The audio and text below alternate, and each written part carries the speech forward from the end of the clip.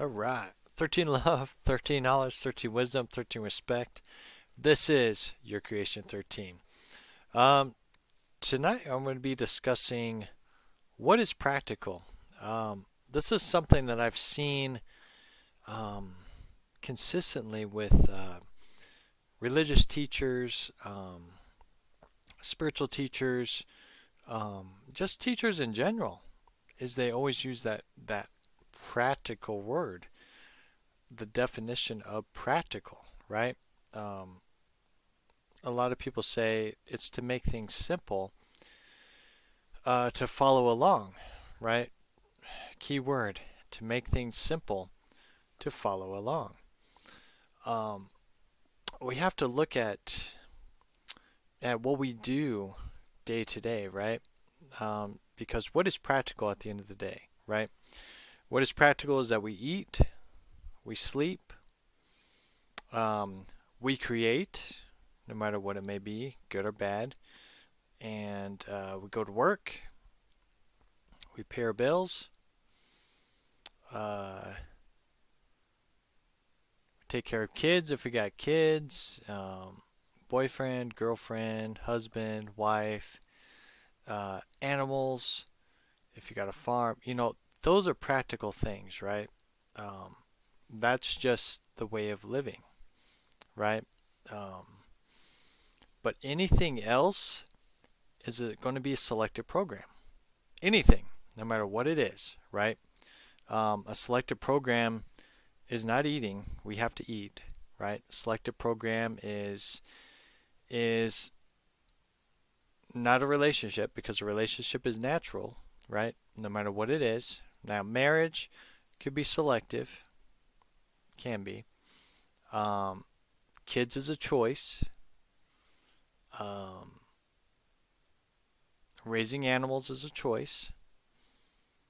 And even like planting and gardening is a choice, right? But those are necessities, right? We have to do those things, um, and we want to interact with people and with animals, right? It's not that we're conditioned of that. It's we we have the love within us, and we are conditioned to have tribes and conditioned to take care of, right?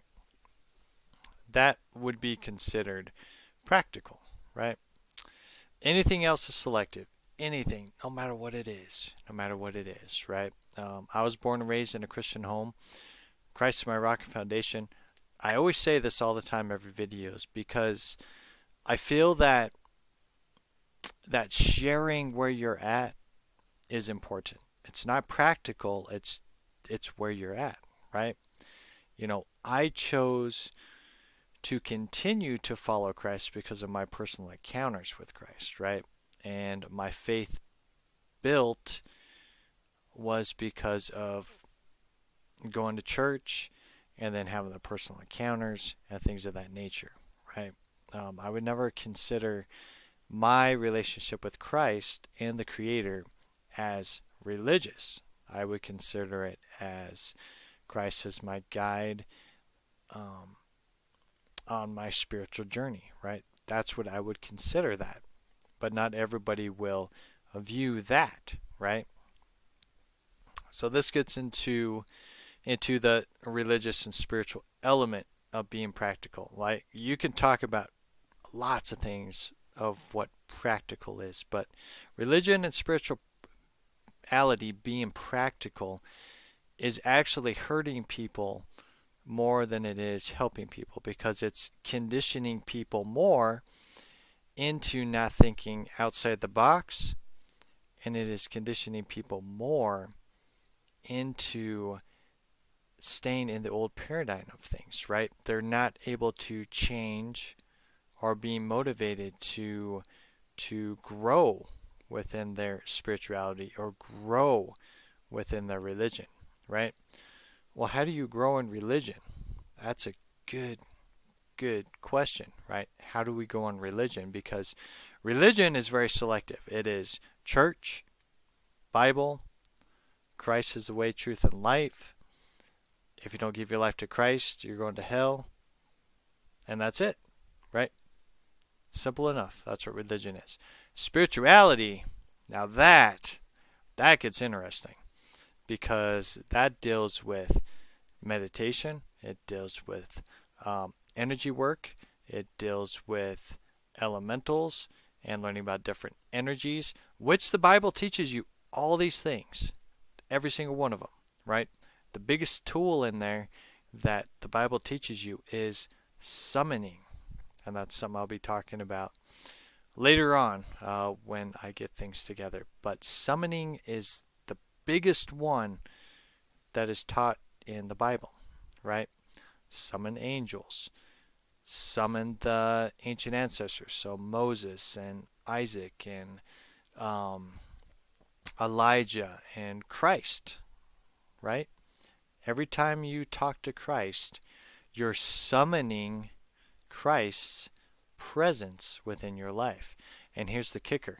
And I've talked about this before. So these characters in the Bible, right? Elijah and Moses and Christ, right? They all moved on. They passed away. They went to the ethers, or they went to the heavens, right? Now what's it talk about in the Bible? Do not talk to the dead. Don't talk to the dead, because otherwise you're what? You're a necromancer. Very interesting, right? You bring that up at a church, man, they'll cut you down. Oh, no. Christ is God's son. Well, how are we not the children of God as well, right? So Christ is the Son of God. We are the children of God. So if Christ is a son, that would mean that Christ was also a children. So we are all the children of God, right? Now that would be practical. That would be practical. And beautiful at the same time, because that's universal, right? That's universal. But people get stuck in these practical ways, or these rituals, selective dialogue, that control people, right?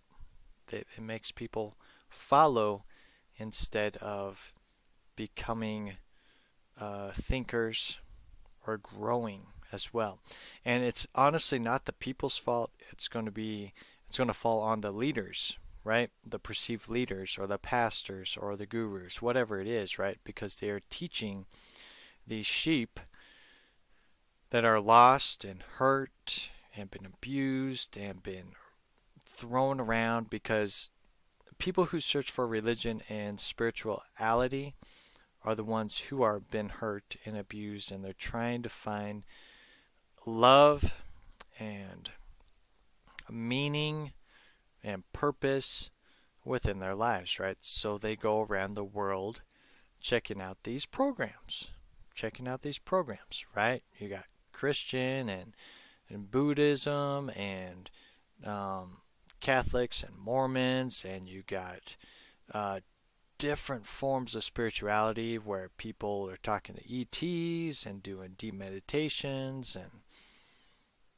all these very interesting things. Energy work, teaching Reiki healing, right? There's all these amazing things that people can go and experience, right? Go and experience these programs to elevate their life. And that's the key word, is you want to elevate your life, right? One of the things I've always noticed is the selective words that bring people together. Oh, you love Jesus? Well, I love Jesus too. Well, awesome. Now you have a conversation like, well, oh, hey, I found this in the Bible. What does this mean to you? And then the conflicts happen, right? Because you have common ground with Christ, but once you get to the deeper conversations, then things begin to separate, because what they were taught was practical is not practical anymore, because you have an open conversation, a conflict of interest. among the people, right? And teachers should be teaching these things like, oh, hey, you know, I'm teaching you this or I'm showing you this, but did you know that you can continue to grow with Christ? Did you know you could continue to grow with the Creator, right? You could continue to grow past these teachings I'm telling you, right? What kind of teacher or guru have you met or seen on YouTube that's ever said, hey, I'm going to show you these things, but I'm not perfect either. This is what I've learned. This is what I've mastered. This is what I'm currently learning. I'm going to share these values with you, but I want you to figure this stuff out for yourself.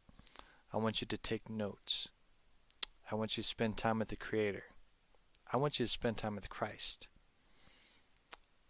And write in a notebook and find those discoveries. Right? Find those discoveries.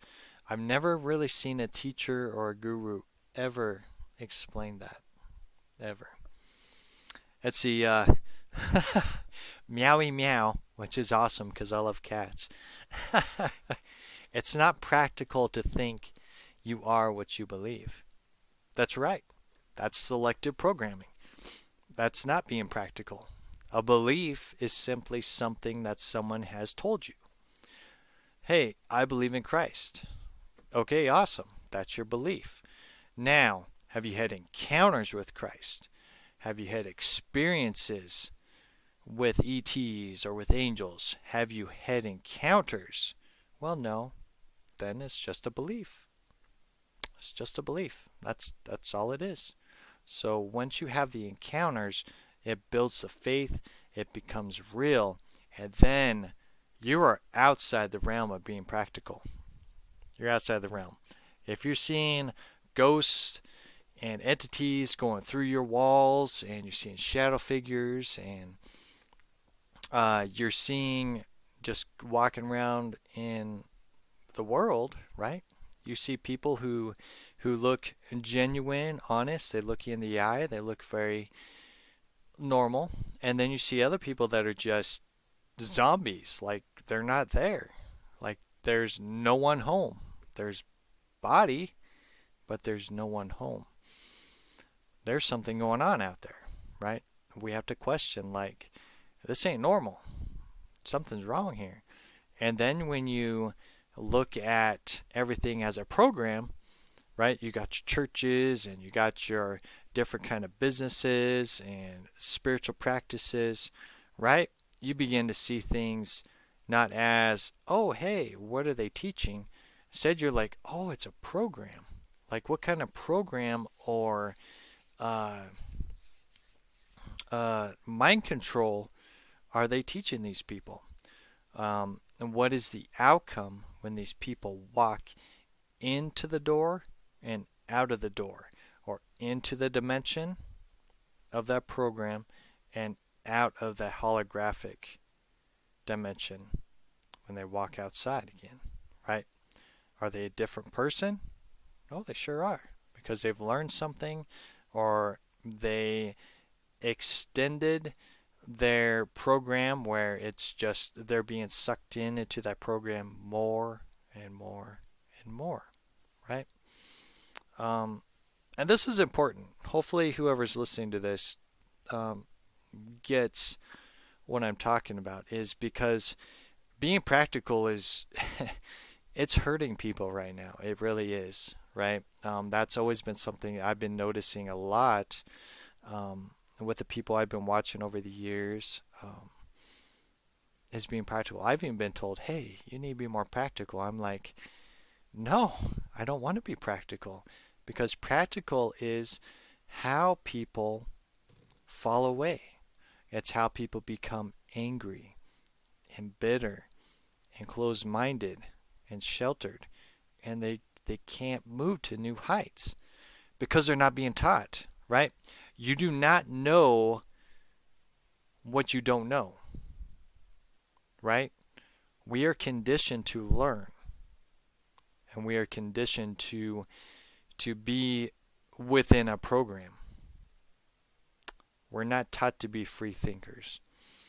We're not taught to do things that we love to do, right? We have to fight to do stuff we love to do, right? We have to fight. We have to wrestle with it. I've experienced that, right? I still experience that. We have to fight to do the things we love to do, right? And it's hard, right? It's hard. When you're a kid, if you have a childhood, right? There's people who have been abused when they were little. They had no childhood. Man, that is the worst thing ever. And those children will be adults. And that's where we're not trained to see that. We're not trained to see that. We're not trained to go, oh, hey, this person was abused. They need someone to talk to, right? They need to have something that they've never had in their lives before, right? I had an encounter at work. Was it yesterday? Yeah, I think it was yesterday. This guy, we went to this Chinese restaurant, and he was the cook, I think, at the restaurant. And I'd see him where I work and things like that, and we'd talk and stuff, and then I never really saw him. But I remember he was talking about his daughter. And he's like, oh, yeah, a teenager and things of that nature. Well, I saw him yesterday, and he was like, oh, hey, what's up, man? And he had been drinking. You could tell. You could smell it. And he's like, oh, man, can I vent? I was like, man, that's what we're here for, I mean, you should be able to just talk about what's going on. And he's like, oh, man, my daughter was in a car accident, and she may not make it. And I didn't really understand him because he, like I said, he was intoxicated. So I didn't understand if he meant that his daughter passed away or if that was she was in the hospital and she may not make it. But it broke my heart, man, because like he was just in tears and I was working. I was just like, man, there's nothing I can really do for this guy. But just say, oh man, I'm thinking about you and I keep you in my prayers, man. He's like, all right. But it was just acknowledging that, right? There's people who don't acknowledge that. They're like, oh, he's intoxicated. I ain't going to talk to him. No.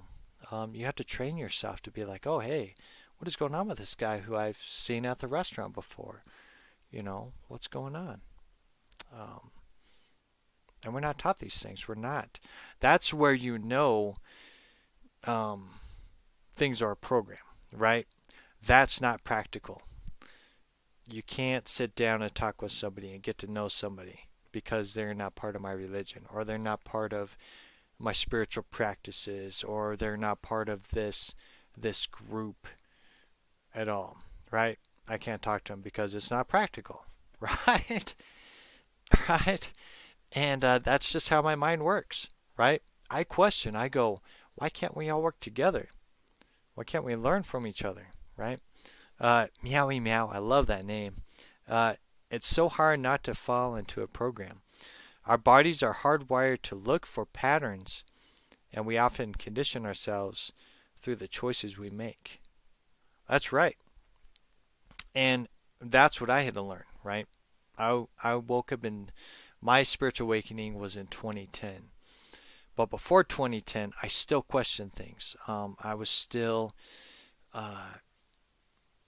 just really looking into what I had faith in with Christ and building upon that, building on my experiences. I just always knew there was something more. It's just like, man, there's something more. There's something going on. Fascinated with Star Trek, fascinated with aliens. I just always knew there was something more, but I didn't know how to explore it until 2010. And my mind was blown. I was broken out of the matrix. I woke up from my slumber, right? And I was like, oh man, what's this? What's this? And then I'd be scared. I'd be like, whoa, I'm getting into demonic stuff. And then I would talk with Christ, and Christ would be like, well, you never knew what this stuff was to begin with. I was like, you're right. Who told me this stuff was evil? Who told me not to do this stuff? Who told me about the Bible? Who told me about God? Who told me about Christ, right? I always knew when I was 2 years old, right? That's when I have awareness that I was a human, was at 2, because my sister came home from the hospital, my youngest sister. She was born. And I always had this presence with me that guided me and protected me. And then when I learned about Christ, I put 2 and 2 together. I'm like, wow, that's Christ. And I've just always had that foundation. The same presence has always been there. Not everybody has that, right? They have to believe in Christ. They have to study about Christ. They have to learn about Christ. And then once the encounters happen, you will have encounters eventually. Once the encounters happen, then you build the faith. You're like, oh my gosh, I just talked to Christ last night. And he showed me some things, and it just blew my mind, right? That's where the faith builds, right? And then the encounters build from there. And then things grow. And from those encounters, you're going to grow out of the religion or the church that you're in. You're going to grow out of it because you're going to have more encounters of what is not practical. Go into the church, and then people are not going to be able to understand what you're going through because they're conditioned in that program. They are CPUs. People hate me for saying that word. I mean, literally, like I don't like that word, but literally people really get upset when I say that. It's bizarre to me. Oh, I'm not no CPU. Well, for one, I didn't say you were a CPU. I just said people can be CPUs. Not naming names, but they could be CPUs. They're just stuck in the program. They're just going from point A to point B. They have these same conversations over and over again. You know how many times I've been in a conversation and I will literally, just to mess with them, I will literally finish their conversations for them. They're like, what? How'd you know I was going to say that? It's because I observe. I observe and finish people's sentences. Is that CPU? Man, it sure does make me feel it like it is. But people are just conditioned and just are, if they don't have any kind of spiritual journey in their lives, they're just kind of stuck in the world. They're part of the ways of the world. What is practical? The ways of the world. Anything that is the ways of the world is practical, right? Practice. Practicing the programs, right? Practical. And I'm going to show you something else that's practical here that I'm doing writing on right now. Is, of all things, Genesis, right? Genesis in the Bible. So it says on here, in the beginning, and this is what's practical, in the beginning, God created the heavens and the earth, right? God created the heavens and the earth. That's what we were conditioned to and programmed to. Then, when you go and do some deeper studying, you learn about the Hebrew roots and the words, and then you learn about the Elohim. You're like, what's the Elohim? What is this word? What is Elohim? I was always told that God's name is God, right? So what is Elohim? So you do some digging and look up the word Elohim. You're like, wow, that's crazy, man. That's like a whole different character altogether.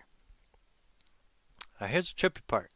Now with names, I am fascinated with names. I dig deep when it comes to names because with my studying, all these deities, all these deities, they have a common ground, right?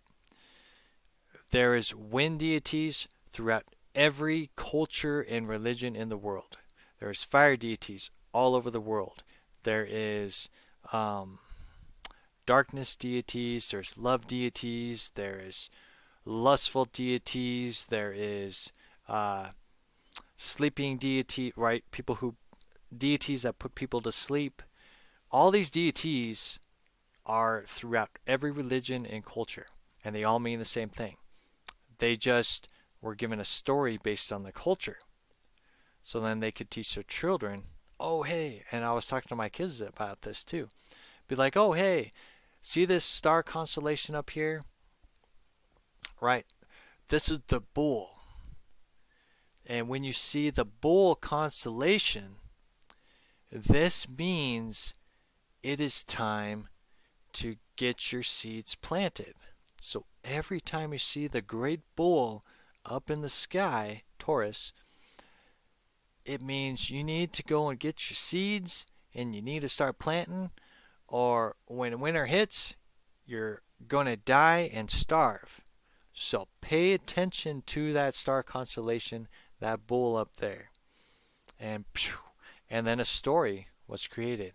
Oh, the great bull fought the scorpion over here and things like that. Just to give you a story to pay attention to what's going on in the world.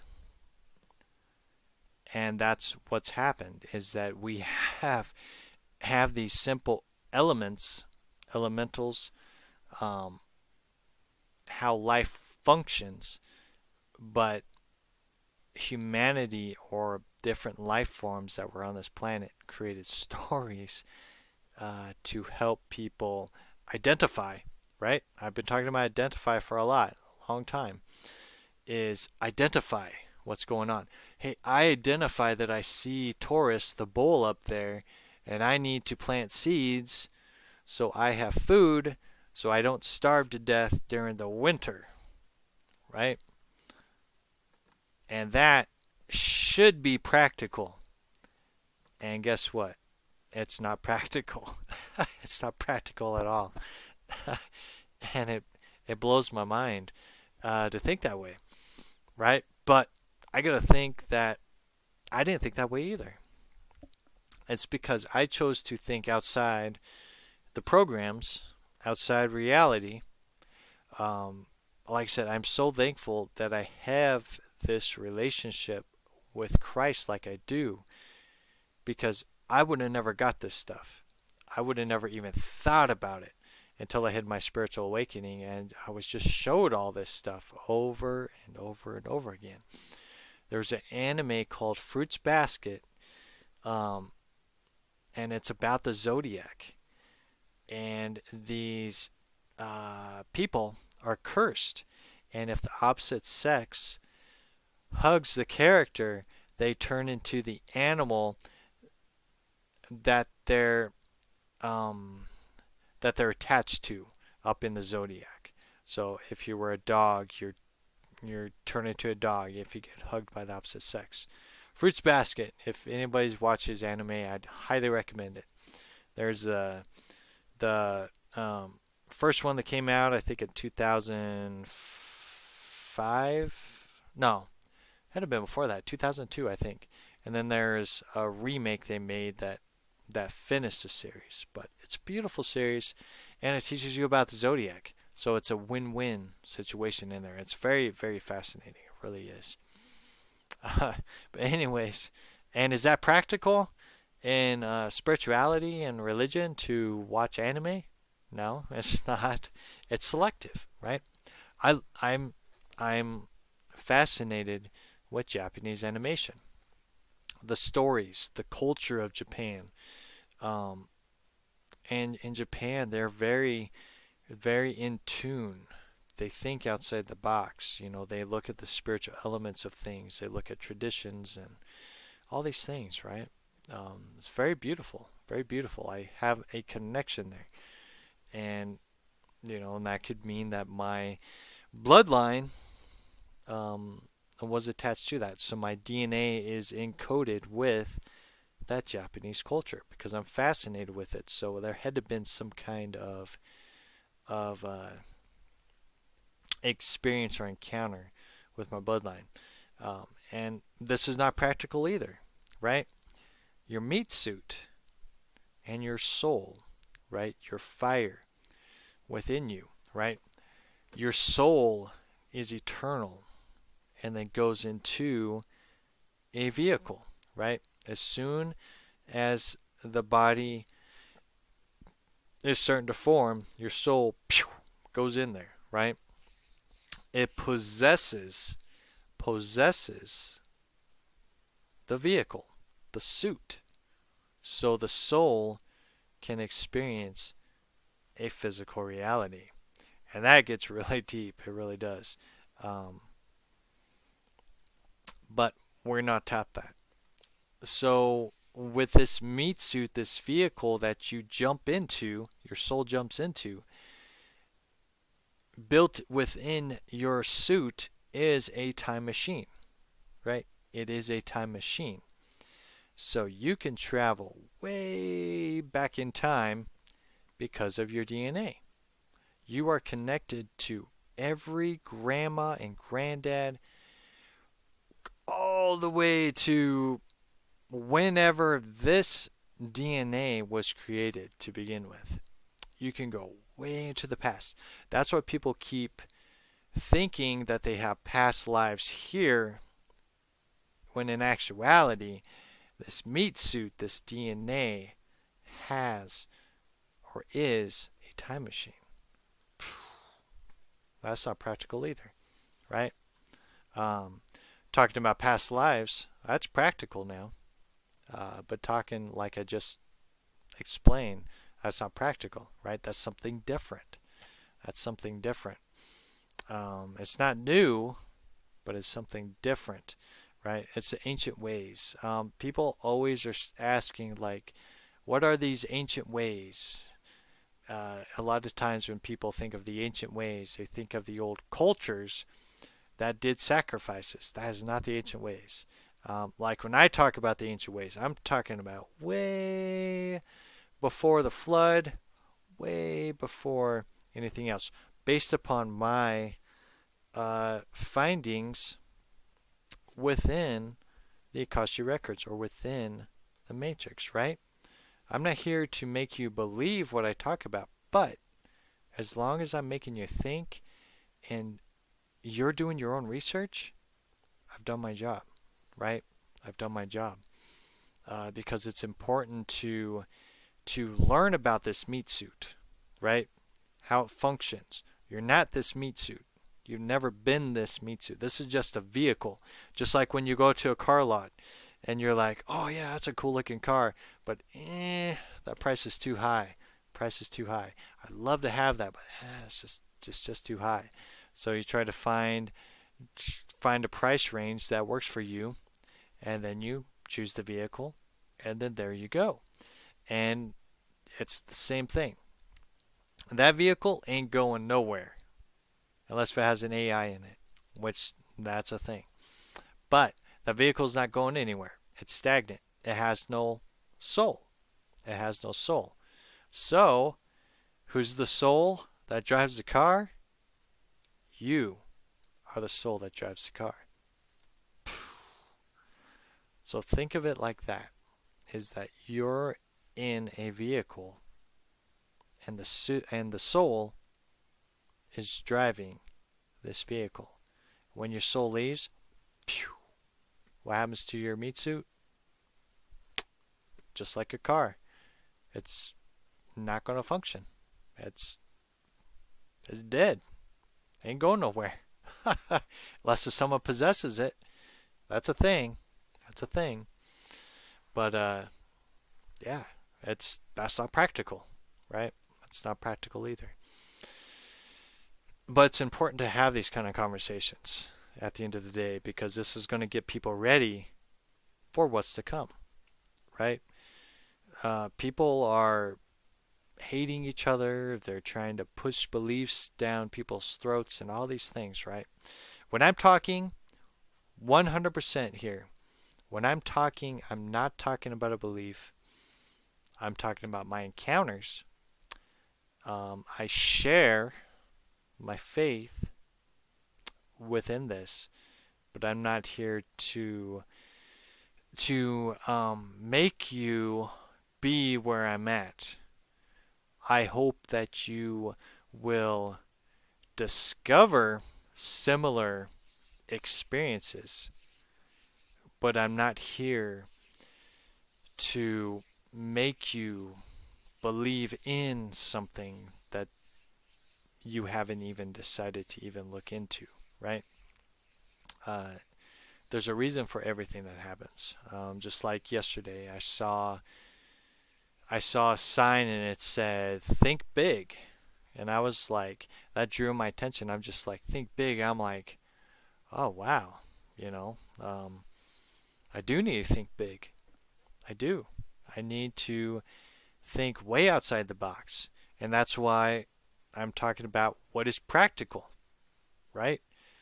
That word, and when people talk about it, it upsets me. It does, and it's not a bad trigger. It's people aren't talking about what I'm talking about, right? They're conditioned within the programs, and people are so conditioned that they think, oh, I can't make no friends. I can't talk to this person because they are this or they are that. I can't talk to this person because they like a certain person. Oh, that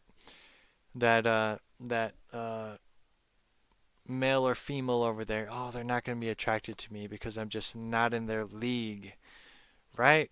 Oh man, that's wrestling with ourselves, right?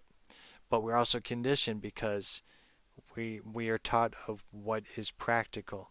Oh man, there's no way this doctor who makes millions of dollars would want to go out with me, right? So it's just there's just so many things that happens, right? Let's see, meowy meow um, says let's see, a meat suit is an uncomfortable word. It is, yeah, and it insults people. That's the funny thing is you tell people, hey, you live in a meat suit. Some people will laugh it off, and other ones are like, excuse me, what did you just call me? So, you know, because it's not practical. Calling yourself you're in a meat suit, that's not practical. Calling your body a vehicle is not practical because they're going to tell you that you are run on this brain and that is the only way you function, right? That is what makes your personality. No. Now, however, your brain is just like an engine in a vehicle, right? If that engine has issues, the car is not going to run properly or properly. Same thing with your brain. If your brain gets damaged, your meat suit will not run properly. Your soul is just fine. The who you are is just fine. But because your brain or maybe your hands or your leg or something like that gets damaged, it's not going to work the same, right? So that's why when people identify themselves 100% as their meat suit, they're lying to themselves and they've fallen for the image. They've worshiped the image of the meat suit instead of learning who they are, right? Because learning who you truly are is not practical either, right? It's not practical. I mean, I love anime. I love collecting toys. I love nostalgia. I love the toys that I didn't grow up with. I can get those toys that I didn't grow up with and experience a piece of that childhood, right? Um, those are things that I like. And you can meet people that like those same things. right? But being a collector isn't practical because the only thing that really brings people together is going to be the conversations, right? When you collect toys or a collector in general, you create the conversations, right? Um, and that's where spirituality is a lot more flexible because you create the conversations. In religion, that creates debates, and my religion is more true than yours. That's what I grew up with, right? That's what I heard all the time. Christianity was the only one that was real. Was the only one. Everything else is counterfeit. Christianity is the only way. But I always question this. When I learned that Jesus was called the King of the Jews, I was like, whoa, whoa, whoa, hold on here, hold on here. So, so I'm a Christian. We go to a church of Christians, and I'm being told that Christ is the King of the Jews, and I'm like, well, Jew being Jewish is a religion, and they have different customs than a Christian. How can this be? How can this be? This makes no sense to me. And that always brought to my attention. I'm like, oh, hey, wait a minute. What do you mean? Right? And that's what I was trying to talk about. I don't know how I got off track on that. But yeah, going back to Genesis. In the beginning, God created the heavens and the earth. Learn about the Elohim. In the beginning, the Elohims, plural, created the heavens and the earth. Now here's my study. Excuse me. And this is what I'm currently writing right now. Enlil. Enlil. So we got Enki and Enlil, right? Same exact background story as the Elohim, right? God, the word God, is a very early word. Elohim is the root for Hebrew, but we got Enlil. Enlil's story is so similar to Elohim, it's crazy. It is interesting. So I decided to look up the root word for Enlil, and it translates as authority over the winds. Authority over the winds. So as I'm writing this, I'm like, wait a minute. Enlil, the Elohim, wind. I was like, wait a minute. We got the four elements, right? We got wind, fire, earth, and water, right?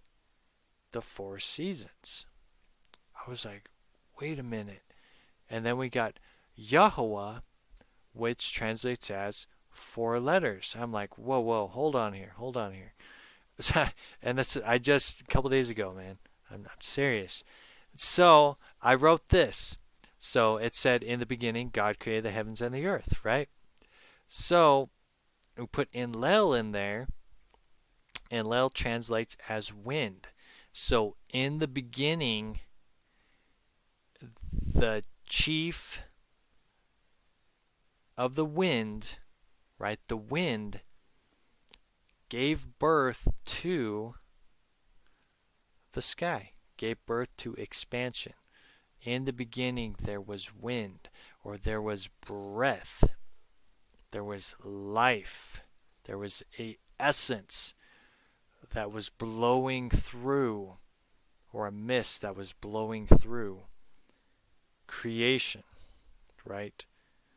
The wind was the very first thing in creation. And then the first seed was, and I'm still doing some research because sky is attached to all these deities as well. It's just uncanny. So sky means expansion. expansion, so the wind can expand. And then the earth was created, or a presence, the ground was created after that. So there was depth within that, right? Within that expansion, there was shape, there was form, there was shape. So it's fascinating. So in the beginning, the first thing was wind. The first thing was breath. Now that's not practical either. That blew my mind, man. And that's just in my early stages of writing. So I'm really, really excited to see where it goes um, as well. And again, that's not practical either. You tell somebody that in the beginning was the wind, and they'll think you're crazy. They'll think you're crazy. They'll be like, psh, you don't know your Bible. I'm like, well, have you done research on these names? No, I'm not going to do research on these names. Enlil is the god of this, and then uh, uh, Elohim, that just means God, so I don't need to look that up either, right? Because they're conditioned to think practical on these things, right? You mention God, that's practical. But you mention anything else, that's not practical. And it creates conflict. Not because of you, because you're thinking outside the box. It creates a conflict from that person in general because they're very selective as well. So I'm going to end on that. Hopefully you guys learned something from this. And look at your life as a whole. What is practical to you, and do you need to grow within it? Do you need to develop new skills within your life of things that are practical? Do you feel trapped in some of the practical things of life? Now, like I said, there's some things that we have to do what's practical. We have to eat. We got to sleep. We have to have some kind of job to pay our bills. That's never going away, right? But anything else can be uh, a prison for you, right? You can be trapped within your own things that are practical within your life, right? That's stopping you from growing and from expanding, right? Expansion, right? I even do this with my own life. I'm like, well, what is practical in my own life that keeps me from growing? How can I expand upon getting out of this matrix structure, out of these programs that are everywhere, right?